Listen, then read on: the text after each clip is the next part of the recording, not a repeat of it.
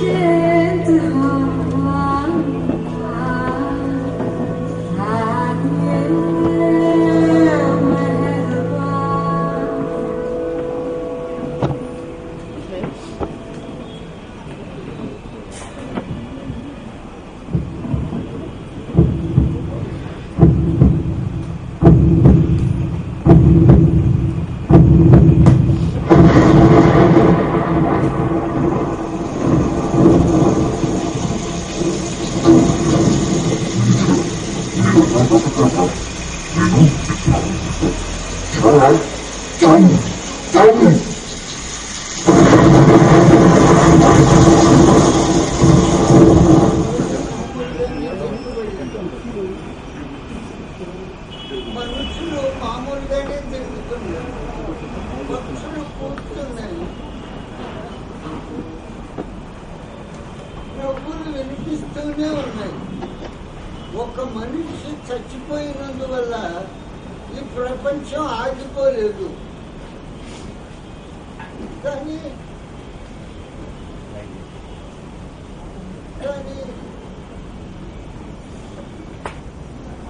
మన బతుకుని వెక్కిరిస్తున్న ఒక మూర్ఖుడి బతుకు తెరలిపోయింది. ఎవరంటారా? ఇంతవరకు నా కొడుకు చచ్చిపోయాడు.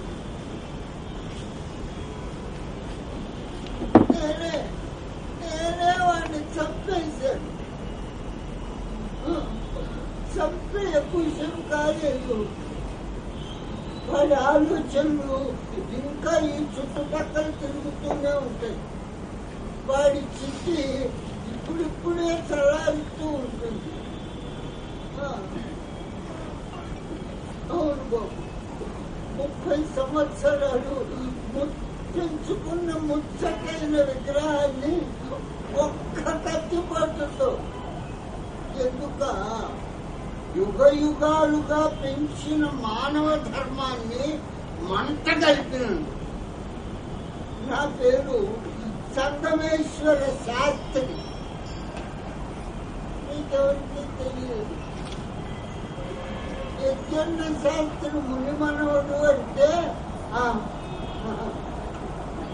ఈ పరగణాల్లో అందరూ మా కుటుంబానికి తల వంచి ఆనవాయితీ ప్రకారం నమస్కరిస్తూ ఉంటారు.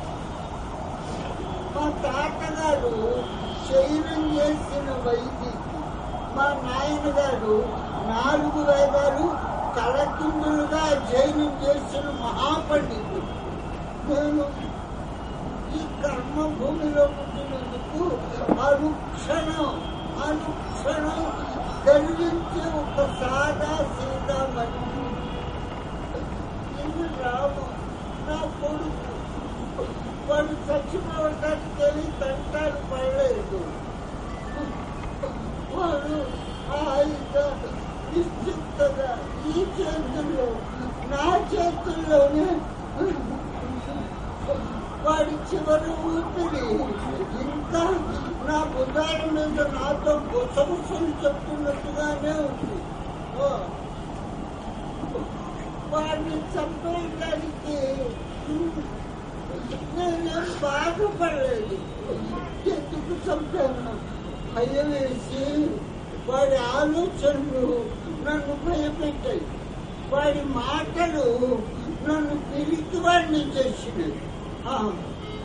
ఎందుకు చంపానో తెలుసా బాబు? వాడు నిజాయితీ పరుడు, చిత్తశుద్ధి కలిగిన వాడు. తాను నమ్మిన నీతిని చివరంతా పాటించే ధైర్యశాలి. అందుకని ఈ లోకంలో 60 సంవత్సరాలు నేను నమ్మిన నీతి నిజాయితీ వాళ్ళ పరాకాష్ఠ చెందటం చూసి సహించలేక భయం వేసి ఇంతకృతమే ఎక్కువసేపు కాలేదు. ఇప్పుడే బాబు దీపాలు వెలుగుతూనే ఉన్నాయి, చెట్లాకులు కదులుతూనే ఉన్నాయి. మహామహులు పెద్ద పెద్ద నిజాల గురించి ఉపన్యాసాలు ఇస్తూనే ఉన్నారు. నా కొడుకు లాంటి నిజాయితీ పనులు, నీతి నిజాయితీ, చిత్తస్థైర్యం, ధైర్యం, ఈ మాటలు అంటానికి వినటానికి చాలా తీయగా ఉంటాయి. కానీ చేతల్లో చేసి చూపెట్టడానికి చాలా భయంకరంగా ఉంటాయి.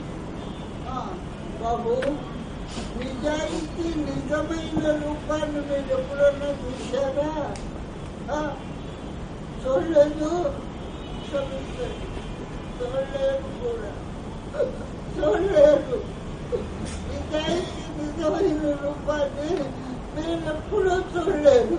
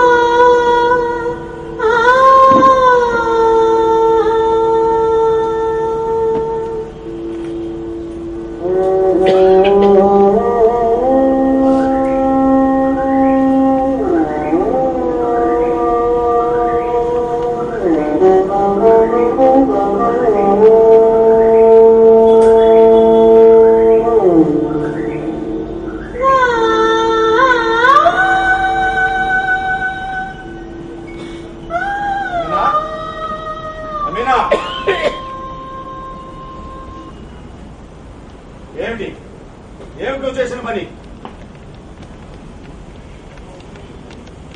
నిన్నే ఒకరెక్కిందా? అడుగుతుంటే వినపట్టాలా?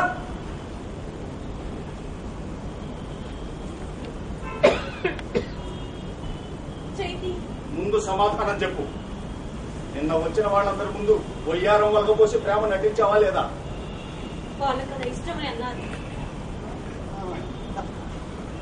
మీరంటే నాకు ఎంతో ఇష్టం ఉంది. నేను చదువుకున్న రోజుల్లో నా ఫ్రెండ్ చౌదరిని జ్ఞాపకం చేస్తున్నారు మీరు.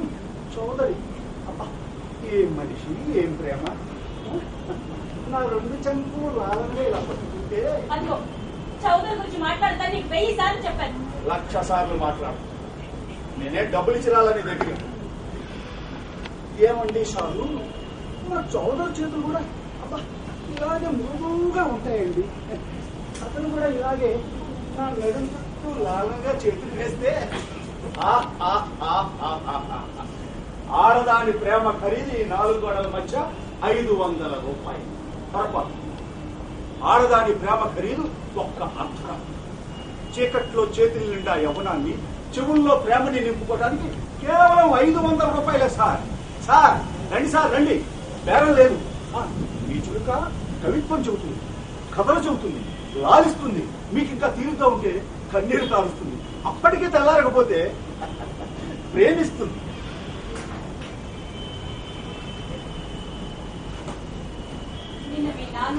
ఆయనకు పరువు కావాలి, నీకు డబ్బు కావాలి. ఆయన చచ్చిపోయిన లోకంలో బతుకుతున్నానని భ్రమపడే పిచ్చివాడు నువ్వు బతుకు వెళ్ళబుచ్చుకోవడానికి ప్రతి క్షణం చచ్చిపోతున్న వెచ్చడి పరువాన్ని. ఈసారి మా నాన్న చచ్చేగడపడ్డానికి రావద్దని చెప్పు, బేరాలు చెడిపోతాయి. ఇలాంటి బ్రతుకు రుచి మరి వచ్చారని ఎవ్వరు అనుకోరు. అందుకే రావటం మంచిది కాదు అంటున్నాను. వెంట కుప్ప మీద గాజు పెంకులు ఉండాలి కానీ మంచి రుచి ఉండదు. ఉంటే అటు మున్సిపాలిటీ వాడు రారు, ఇటు బురద పనులు రారు. ఏంటంటే నీ ప్రేమకి ఖరీదంతా కట్టేదో తెలుసా? ఇస్తే మాట్లాడు. నాకేం చెప్పనక్కడ కానీ నీ గురించి ఆయన అభిప్రాయం చెప్పాలి. ఏమందిస్తారు? అలాంటి అబ్బాయిల జీవితాలు చూస్తుంటే నా గుండె తరుక్కుపోతుందండి. ఆ అమ్మాయి జీవితాన్ని ఏ విధంగానూ బాగు చేయలేని నిస్సహాయం. ఇందమ్మలో 100 దగ్గర రుచుకు దొంగ నాకు అనవసరంగా నోరు పారిపో. ఆయన పెద్ద మనిషి. అంత పెద్ద చుట్టూ తిట్టడం చేస్తాను చిన్న మాట. సారీ పూజా మందిరంలో కూర్చోబెట్టి భక్తుకే పాపడాలు కలిసి పూజించు. నీలాంటి వాళ్ళు ఉండాల్సిన చోటు అదే. లేకపోతే మీ చౌదరిలాగా నీకు తీరిగ్గా కాలాలు చేసుకుంటూ మధ్య మధ్యలో హిస్టరీ పాఠాలు చెప్పుకుంటూ అటు చరిత్రని ఇటు చరిత్రహీనులైన అమ్మాయిని ఉద్ధరిస్తుంటారు కాబోలు. అదిగో చౌదరి గురించి మళ్ళీ అంటారు, మళ్ళీ అంటారు.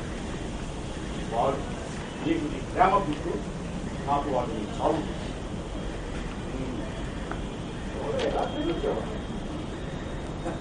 నీ గుర్తుని నా ఆలోచన చుట్టూ స్వేచ్ఛగా అందుకునే ఆ మాటలు తెలుసుకొని ఎంత గొప్పగా మాట్లాడుతున్నావు సౌదర్యం. అవును, నాకు తెలుసు.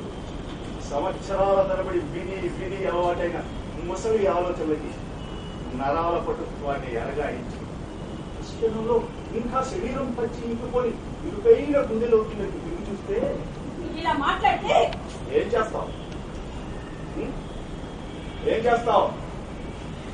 ఏం చేయాలో తెలియని చోటుకు వచ్చాకే నేను ఇలా మాట్లాడటం ప్రారంభించాను. పొరపాటు. ఏం చేయాలో తెలియని చోటుకు వచ్చావు కంటే నేను ఇలా మాట్లాడుతున్నాను. అదేనా? అసలు నీకు నా మీద కోపం ఎందుకు వస్తుందో తెలుసా? నువ్వు గొప్ప నిజాలు చెప్తావు కనుక. గాసి పడబోతు అలాంటి పసి వాళ్ళు చేసా ఉగ్గు పట్టి తాగిస్తావు కనుక. నువ్వు మహానుభావుడి కనుక. సరే, నేను లుచ్చాను. మహానుభావుడికి అది మరో పేరైతే నాకు అర్థం తెలియదు. కానీ నీ చోదరు లాంటి వాడు శరీరాన్ని గౌరవప్రదంగా అందమైన చదువు పందిరి మంచాల మీద పంచుకునే ఆ ప్రపంచంలో అలాంటి వాళ్ళు చాలా మంది ఉంటారు. అలా బ్రతకలేకపోతున్నందుకు బాధగా ఉందా? నాకెందుకు బాధ? నాకు ఇక్కడే బాగుంటుంది. అమీనా, నేను చూసి అసహ్యం లేదు. పెడతా, కోపం వస్తుంది, పడతా.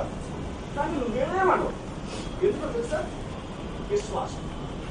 పూర్తినే విశ్వాసం చిలువులో కాలు రేగే దూసి, కాలు చెప్పులో అరిగిపోయే చర్మం ఆఖరి పొర, తెగిన సీతాకోక చిలుక రెక్క, చల్లని కరెన్సీ కాగితం ముక్క. మరో పంచుందా?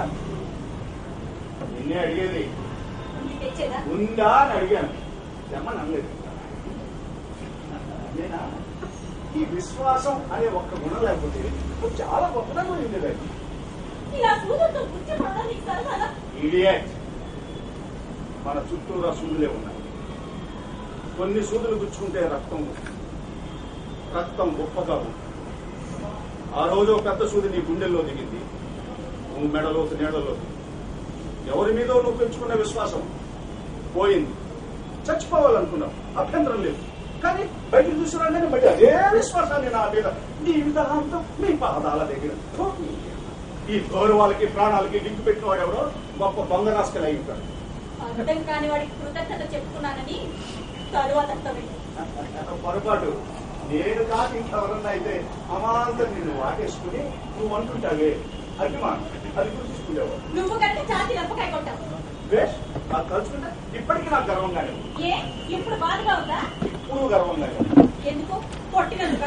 కొట్టే అవకాశం వచ్చినప్పుడు ఏమైనా చెప్పదబట్టి నువ్వు తెల్లబోయిన పడ్డావు. అదే ఎదురు తిరుగుతా ఇక్కడ ఉండేదాన్ని. చూడండి, నువ్వంటే నాకు ప్రేమ లేదు, నేనంటే నీకు ప్రేమ లేదు. మన ఇద్దరం ఎంత చక్కని అలంకారాలు ఈ ప్రపంచానికి.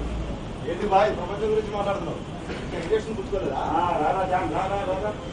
మీనా మళ్ళీ ఓ పాత వినోదం ప్రారంభించి ఏంటది ఇక్కడికి వచ్చిన హిస్టరీ మాస్టర్ ప్రేమించింది శభాష్. ఏమన్నా వాడు చాలా భయపడిపోయి ఓ 100 రూపాయలు నా ముఖాన్ని కొట్టేసి మళ్ళీ కేసు రాని చెప్పి పారిపోయాడు.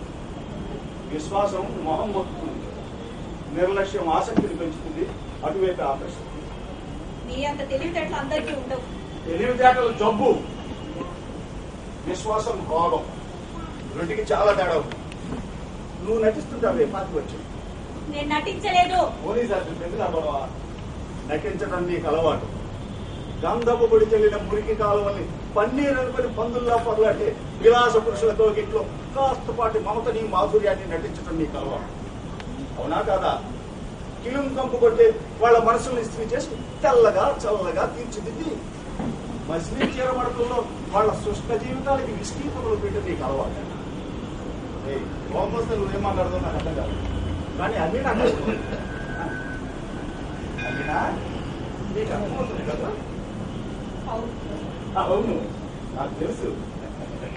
నాకు నచ్చి నా చిన్ని ఏమర్థమైందో కాస్త చెప్పమ్మా. ఏమో తెలీదు. ఇద్దరు మాటలు ఎవరన్నా వింటే ఇద్దరు తాగాలనుకుంటాను. నువ్వెందుకు నా భయపడతావు? అమీనా చెప్పు. చెప్పకపోతే బెల్ట్ తీసుకొని చెప్ప ఒలుస్తా, సిగరెట్ తో ఒళ్ళంతా కాలుస్తా. చెప్పు